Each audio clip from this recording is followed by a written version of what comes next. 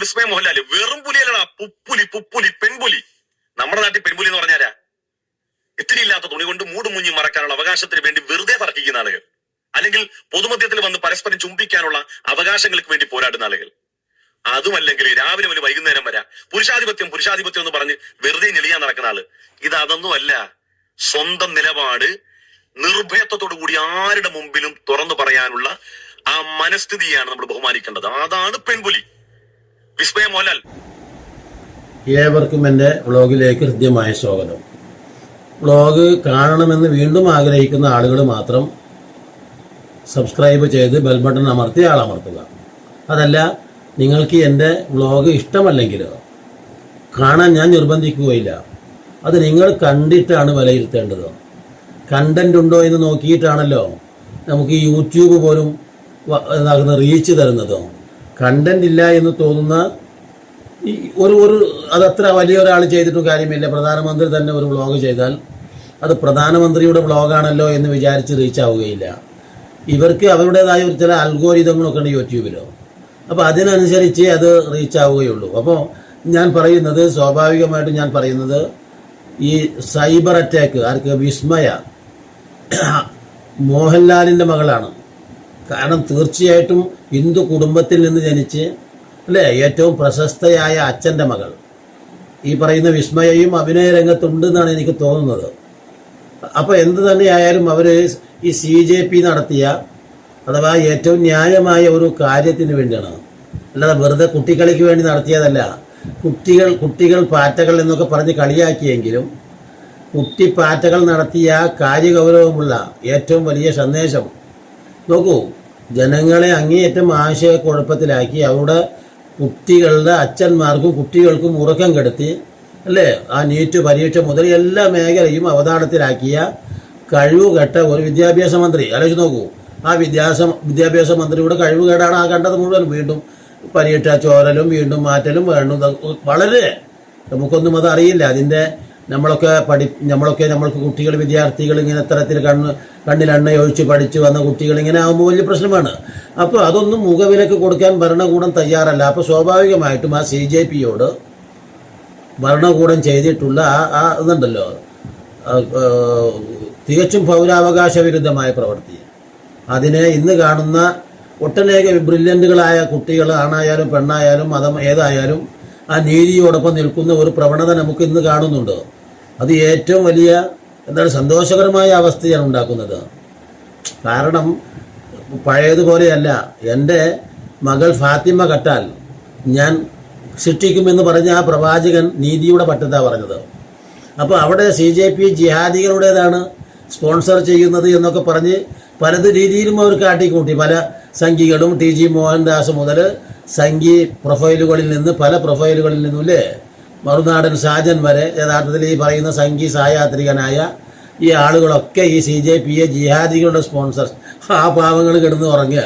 ഇവർ പറയുന്ന സുഡാപ്പികൾ ജിഹാദികൾ ആ കൂട്ടത്തിലെ എല്ലാ ജിഹാദികളും അവിടെ ഇല്ലാതാക്കിയ ഒരു കാലത്താണുള്ളത്. മാത്രമല്ല ജിഹാദികളൊന്നും തന്നെ ആ കൂട്ടത്തിലില്ല. ജിഹാദികൾ, അതാണ് ഞാൻ ആലോചിച്ച് നോക്കുന്നത്. ഈ പറയുന്ന വിസ്മയക്ക് പകരം അതൊരു സഫിയയായിരുന്നു, അല്ലെങ്കിൽ ഒരു എന്താ പറയാ ഒരു സാബിറയായി. വിസ്മയ മോഹൻലാല് വെറും പുലിയല്ലടാ, പുപ്പുലി പുപ്പുലി പെൺപുലി. നമ്മുടെ നാട്ടിൽ പെൺപുലി എന്ന് പറഞ്ഞാലാ ഇത്തിരി ഇല്ലാത്ത തുണി കൊണ്ട് മൂടും മുഞ്ഞും മറക്കാനുള്ള അവകാശത്തിന് വേണ്ടി വെറുതെ തർക്കിക്കുന്ന ആളുകൾ, അല്ലെങ്കിൽ പൊതുമധ്യത്തിൽ വന്ന് പരസ്പരം ചുംബിക്കാനുള്ള അവകാശങ്ങൾക്ക് വേണ്ടി പോരാടുന്ന ആളുകൾ. അതുമല്ലെങ്കിൽ രാവിലെ മുതൽ വൈകുന്നേരം വരെ പുരുഷാധിപത്യം പുരുഷാധിപത്യം എന്ന് പറഞ്ഞ് വെറുതെ ഞെളിയാൻ നടക്കുന്ന ആള്. അതൊന്നുമല്ല. സ്വന്തം നിലപാട് നിർഭയത്വത്തോടു കൂടി ആരുടെ മുമ്പിലും തുറന്നു പറയാനുള്ള ആ മനസ്ഥിതിയാണ് നമ്മൾ ബഹുമാനിക്കേണ്ടത്. അതാണ് പെൺപുലി. വിസ്മയ മോഹൻലാൽ, ബിഗ് സല്യൂട്ട്. ഡൽഹിയിൽ നടക്കുന്ന വിദ്യാർത്ഥി സമരം, അതിനെ പോലീസിനെ ഉപയോഗിച്ചുകൊണ്ട് അടിച്ചായിരുന്നു. ഒരു മുസ്ലിം പേര് മാത്രം മതി, സബന ഹാഷ്മി എന്ന് പറയുന്ന അല്ലേ, നമുക്കൊക്കെ അറിയാം. ഏറ്റവും വലിയൊരു എന്താ പറയുക സെലിബ്രിറ്റിയായ അവർ പറയുന്നുണ്ട്, ഞാൻ യഥാർത്ഥത്തിൽ ഈ കുർത്ത ധരിക്കുന്നു മാത്രമേ ഉള്ളൂ മുസ്ലിമായിട്ട്, അതല്ലാതെ ഞാൻ ഇസ്ലാമികമായ ആദർശങ്ങളിലൊന്നും ജീവിക്കുന്ന ഒരു സ്ത്രീയല്ല. വർഷങ്ങൾക്ക് മുമ്പ് പറഞ്ഞതാണ്, ഇപ്പോഴൊന്നുമല്ല. വർഗീയത ശക്തിപ്പെടുന്നതിന് വളരെ വർഷങ്ങൾക്ക് മുമ്പ്. പക്ഷേ എനിക്ക് ബോംബെയിലും മറ്റു സ്ഥലങ്ങളിലുമൊക്കെ ചെന്നാൽ താമസിക്കാൻ പോലും ഒരു വീട് തരില്ല. കാരണം ഞാൻ ജിഹാദിയാണെന്നാണ് പറയുക. അപ്പോൾ അത്രമാത്രം ഈ ജിഹാദി പട്ടം പതിച്ചു കൊടുത്ത് അവരെ ഇല്ലാതാക്കുന്ന ഒരു കാലഘട്ടത്തിലാണുള്ളത്.